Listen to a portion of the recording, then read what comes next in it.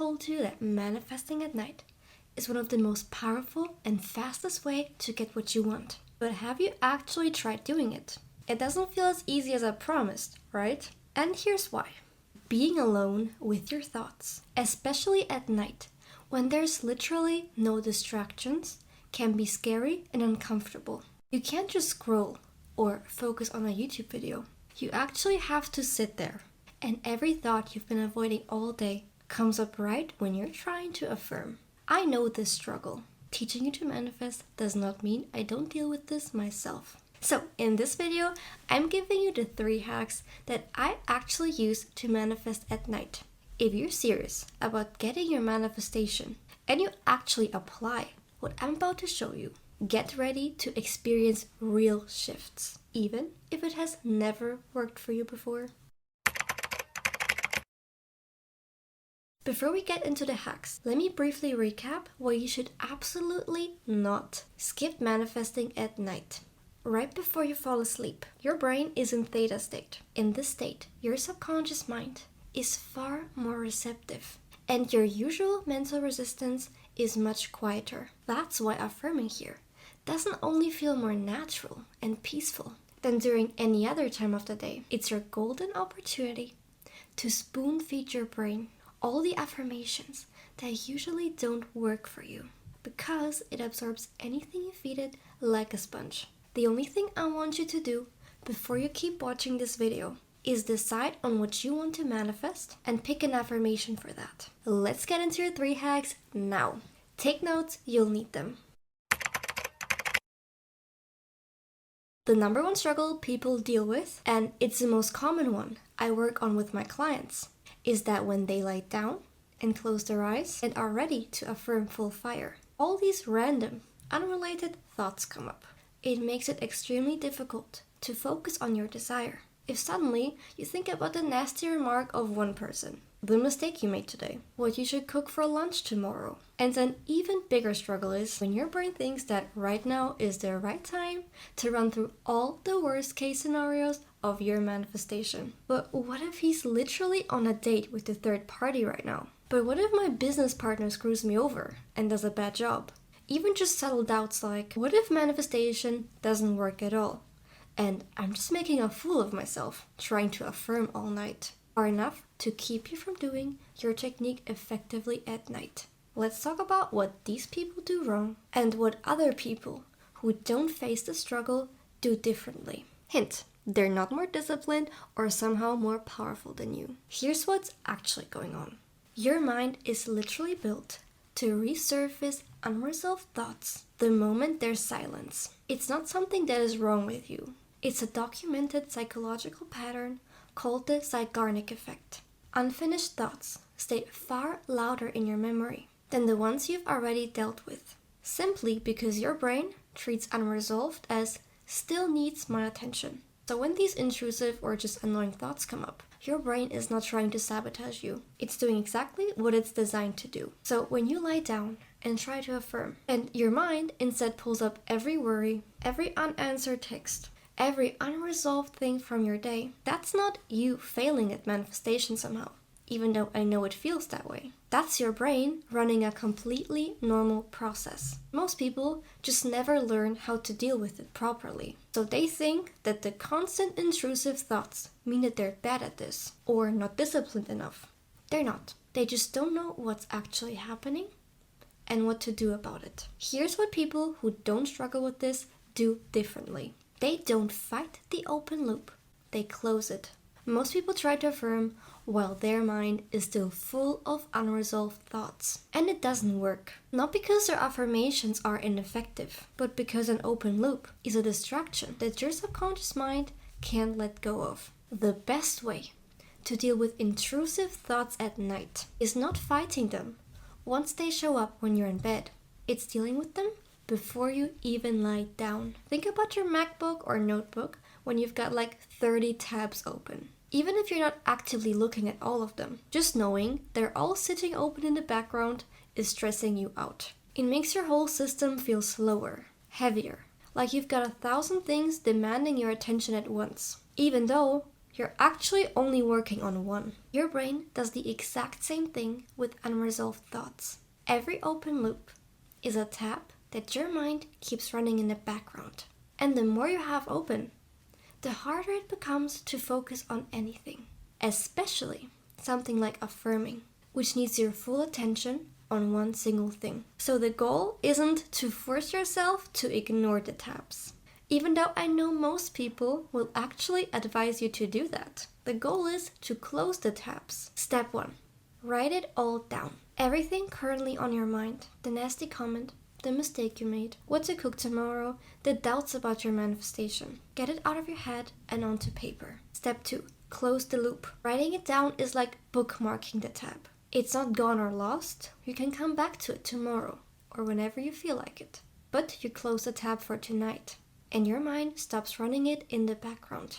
Every open loop, meaning every question in your mind, or a mental tab that is still open, falls into one of two categories, and each needs a different kind of resolve. Objective situations, the ones with a concrete solution. These are things you can actually act on. Decide the action step or when you will take it. So decide what you're gonna do about it, or postpone the action. I'll post that tomorrow morning. I will reply to the email first thing tomorrow. This can wait until tomorrow. It's not going anywhere. Once you've named the action, or decided that it can wait, the loop is closed. You have bookmarked it and closed the tab. There's nothing left to think about tonight. Then there's subjective situations, the ones with no concrete solution. These are the harder ones because there is no action to take.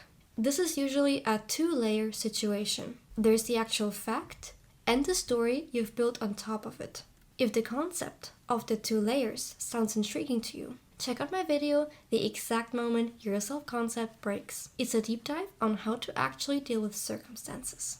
With the subjective situations, your job entails 2 steps. Remove the story and then neutralize what's left. That's how you close the tab. If you're spiraling on, he left me on red because he's with the 3P. Step 1. Remove the story. The fact is, he left you on red. That's it. Everything after that, because he's with her, because he doesn't care, is the story that your mind added on top of that fact. Step 2. Neutralize it. You're right instead. I don't know why he left me on red. He could just be busy. You're not forcing yourself to be positive. You're just replacing the story with a neutral, honest truth. You don't actually know. And once it's neutral, there's nothing left to keep the tab open. Either way, the thought does not need to be dealt with today. It just needs to stop being open. So bookmark it and close it.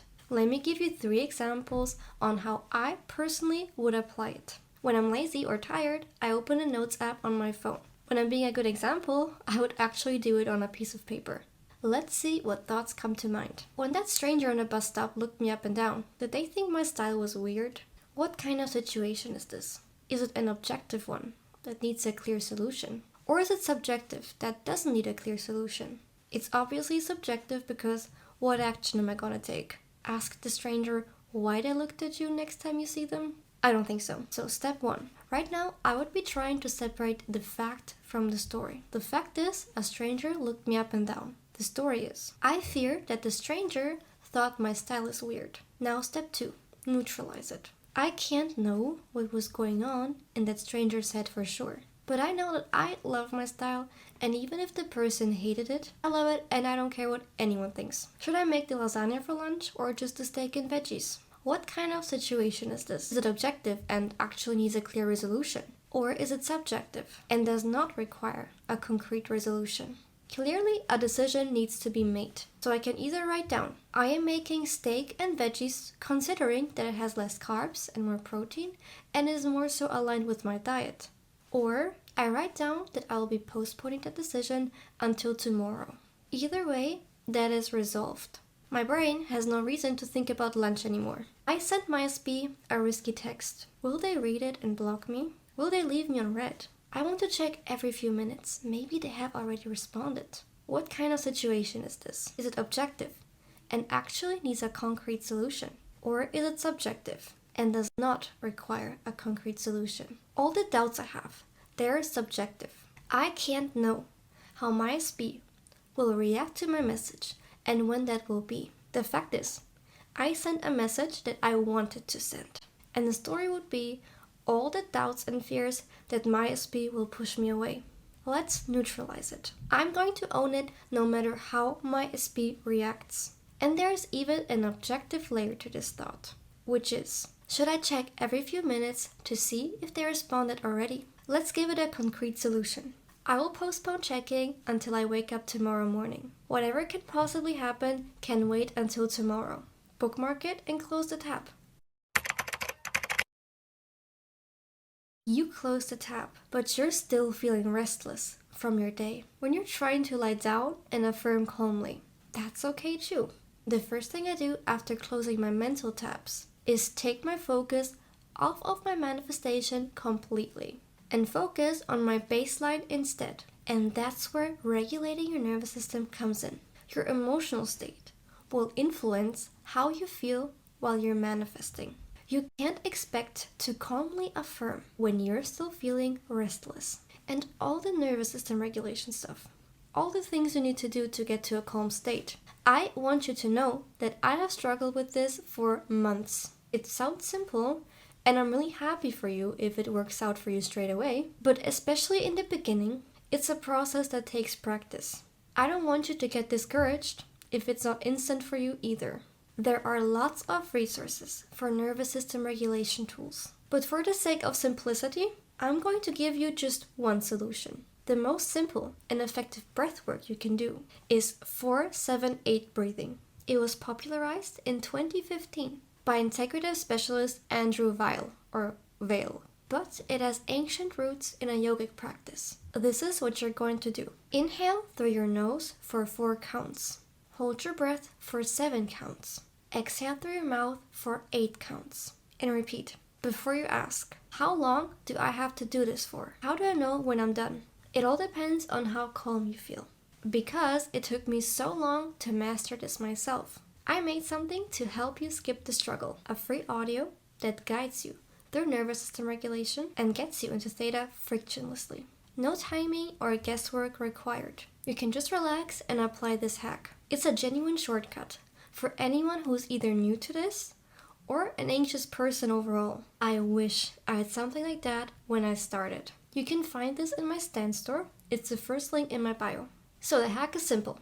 Do your breath work, focus on your breath until you feel calm, or use the audio to take the guesswork off your plate completely.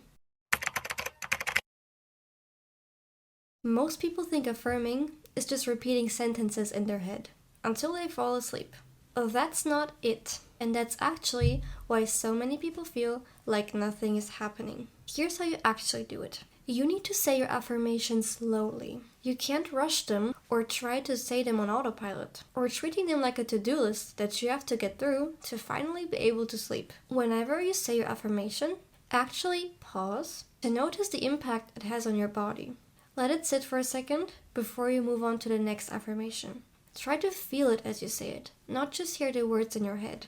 One slow repetition does more than 10 rushed ones. So how does this look like in practice? Pretend I'm in bed. I'm saying, I'm rich, I'm rich, I'm rich. Oh my god, I hope I'm finally done with this. I just want to sleep. Versus, I am wealthy. I'm noticing how my body's expanding because I feel the abundance. And now I'm saying the next affirmation. My SP loves me, my SP loves me, my SP loves me. Oh my god, when will I be done with this? Versus, I feel so loved by my SP right now. You should feel the love coming from your heart center and expanding through your body. You should feel happy because through saying this affirmation, you're in a state that you want to be in. And then you can say it again. Obviously, this is kind of exaggerated, but I'm sure you get the gist. You're not trying to get as many affirmations in as you can. You're going for meaningful.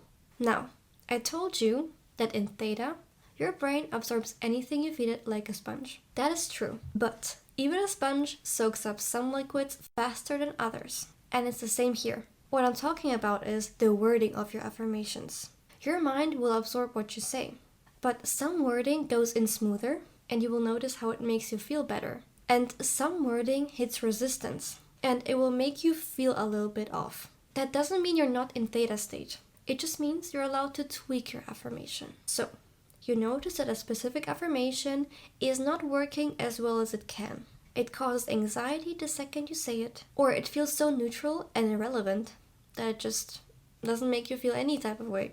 Or you try to picture it and nothing comes up. That's not you doing it wrong. It just means that this particular wording is hitting resistance, and you need a version that is better suitable for you. When that happens, work through these 2 steps in order. Step 1. Reword it. Resistance usually is not about the belief itself. It's about the specific words. Try changing the level of certainty instead of the meaning. If my SB wants to be with me feels like a lie, try my SB is starting to want to be with me. Or it's possible for my SB to want to be with me. It's the same belief, it's still the same manifestation. Just by you switching that wording, you're feeling less resistance.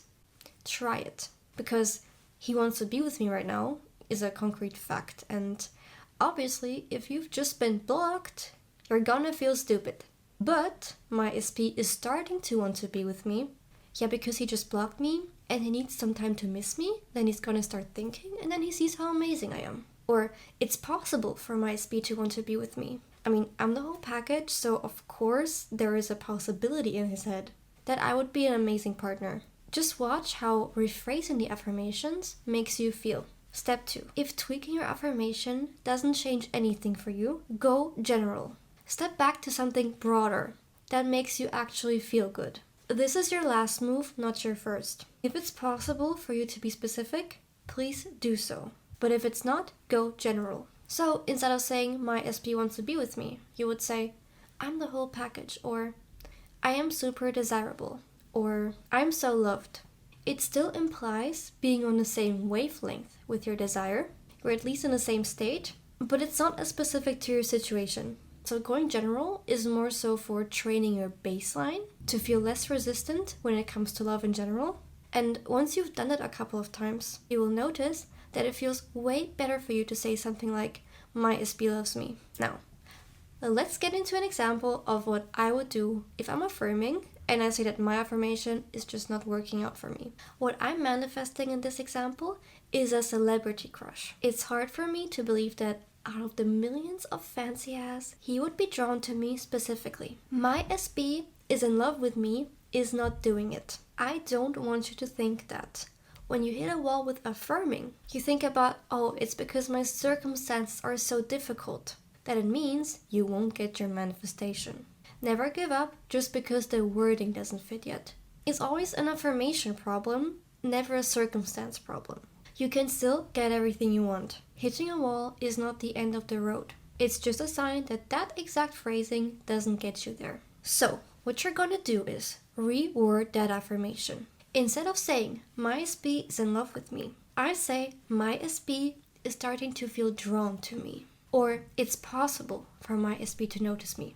What I'm saying is not that out of all the million people, he already has his eyes on specifically me and has already developed feelings for me. And I don't have to say it. I'm saying that intuitively, my SB knows that he wants to be with someone exactly like me. And that if he were ever to stumble upon my profile or meet me in person, he would just know that I'm what he wants. You see that you're basically implying the same thing, but there's way less resistance. It's the same manifestation, the same belief, just different wording that works better for me right now. If even that still feels too far, I go general. I am someone people are naturally drawn to. Or, again, I'm the whole package. Or just, I am loved. So, here is what you're actually going to do tonight. Apply hack number 1. Before you go to sleep, write down all the questions and doubts in your mind and give them a resolve. Remember, sometimes there's a concrete action step for you and sometimes there is not. If you close all the shopping tabs and YouTube videos before you write an important essay, why wouldn't you do the same for your brain before a serious affirming session? By doing that, you're preventing the distracting thoughts before they even come up. Then, apply hack number 2. Use some sort of nervous system regulation tool to establish a calm baseline. and enter theta state more smoothly. You can use the 478 breathing, or you always have the option to download my theta audio for free. Finally, hack number 3. Choose to affirm mindfully, rather than in a way where you just want to get it done with. And if you find your affirmation to be the issue, feel free to change the wording or go more general if you need to. As always, thank you so much for watching. I would love to answer all the questions you might still have in the comments, and I'll see you in the next video.